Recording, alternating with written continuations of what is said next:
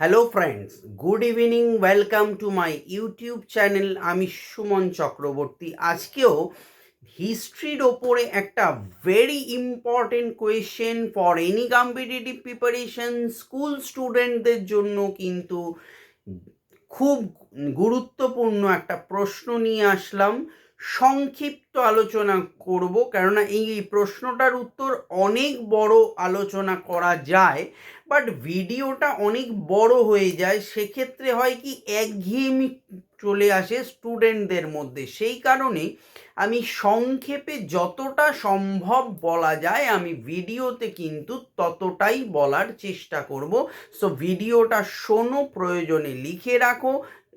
যে কোনো কম্পিটিটিভ এবং স্কুল ক্যান্ডিডেটদের, ওয়েস্ট বেঙ্গল বোর্ডে যারা পড়ছো তাদের জন্য ভেরি ভেরি ইম্পর্টেন্ট টপিক। যদি কেউ আমার সাথে পার্সোনালি টিউশন সংক্রান্ত কন্ট্যাক্ট করতে চাও, 8910618541। এখন অ্যাডমিশন চলছে class 5 to 10 all subjects offline. West Bengal board 11-12 arts online offline. West Bengal board English medium and Bengali medium also, and degree course BA honors history and general all papers only for University of Calcutta.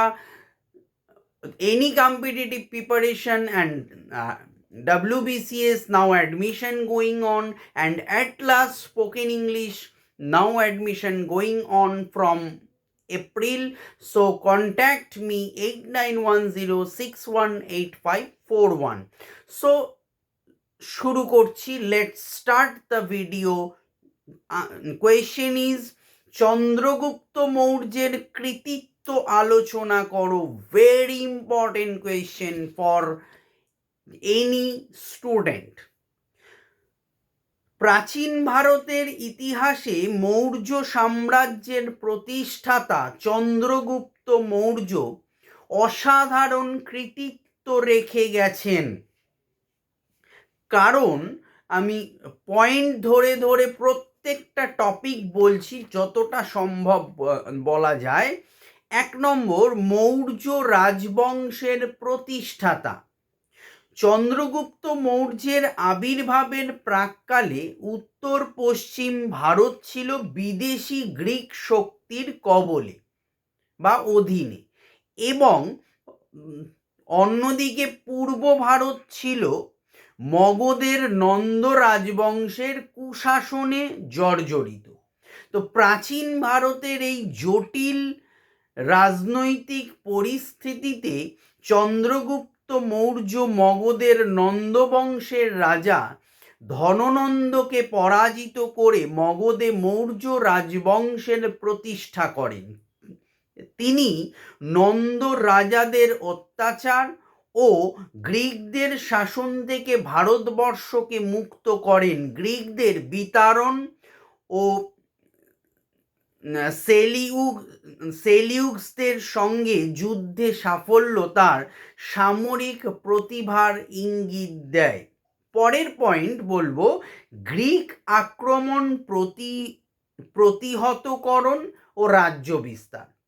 ভারতের মগধের সিংহাসনে বসে চন্দ্রগুপ্ত মৌর্যর সাম্রাজ্যের সীমা প্রায় সর্বত্র প্রসারিত করেন। গিরনর শিলালিপি থেকে জানা যায় যে দক্ষিণ পশ্চিম ভারতের গুজরাট, অবন্তী, মালব, মহারাষ্ট্র ও কোঙ্কণ অঞ্চল তার সাম্রাজ্যভুক্ত ছিল। দক্ষিণে গোদাবরী নদী অতিক্রম করে তিনি মহীশূর ও মাদ্রাজের তিরুনেলভেলি পর্যন্ত অগ্রসর হন। গ্রিক সেনাপতি সেলুকাস তার সঙ্গে যুদ্ধে পরাজিত হন খ্রিস্টপূর্ব আনুমানিক 305 অব্দ। সন্ধির শর্ত অনুসারে সেলুকাস কাবুল, কান্দাহার, জিরাট, বালুচিস্তান চন্দ্রগুপ্তকে ছেড়ে দেন এবং তার কন্যা হেলেনের সঙ্গে চন্দ্রগুপ্তের বিবাহ দেন। এত অল্প সময়ের মধ্যে এত বড় সাম্রাজ্যের প্রতিষ্ঠা তার পূর্বে ভারতের আর কোনো রাজা করতে পারেননি। বৈদিক যুগ থেকে ভারতীয় রাষ্ট্রীয় ঐক্যের যে স্বপ্ন আর্যরা দেখেছিলেন চন্দ্রগুপ্ত মৌর্য তা বাস্তবে রূপায়িত করেন। যথাযথভাবেই তিনি সার্বভৌম শক্তির বা রাজ চক্রবর্তীর আদর্শ স্থাপন করেন। এই কারণে ডক্টর রাধা কুমুদ মুখোপাধ্যায় চন্দ্রগুপ্ত মৌর্যকে ভারতের প্রথম সার্বভৌম সম্রাট বলে অভিহিত করেছেন। পয়েন্ট নাম্বার 3, শাসক হিসেবে কৃতিত্ব।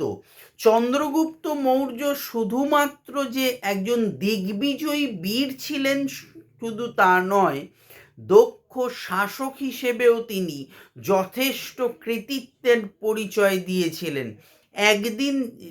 একদিকে তিনি যেমন রাজ চক্রবর্তীর আদর্শকে বাস্তবায়িত করেছিলেন, অন্যদিকে একটি সুনিয়ন্ত্রিত শাসন ব্যবস্থার মাধ্যমে বিশাল সাম্রাজ্যকে সুদৃঢ় করেছিলেন। মেগাস্তিনিস তার শাসন দক্ষতার ভূয়সী প্রশংসা করেছেন। লাস্ট পয়েন্ট নাম্বার 4 বলবো, জনকল্যাণকামী সম্রাট। মৌর্য শাসন ব্যবস্থার কেন্দ্রবিন্দু হিসেবে অপর্যাপ্ত ক্ষমতার অধিকারী হয়েও তিনি জনকল্যাণের লক্ষ্য থেকে সরে আসেননি। এটাই ছিল চন্দ্রগুপ্ত মৌর্যের বড় কৃতিত্ব। Thank you.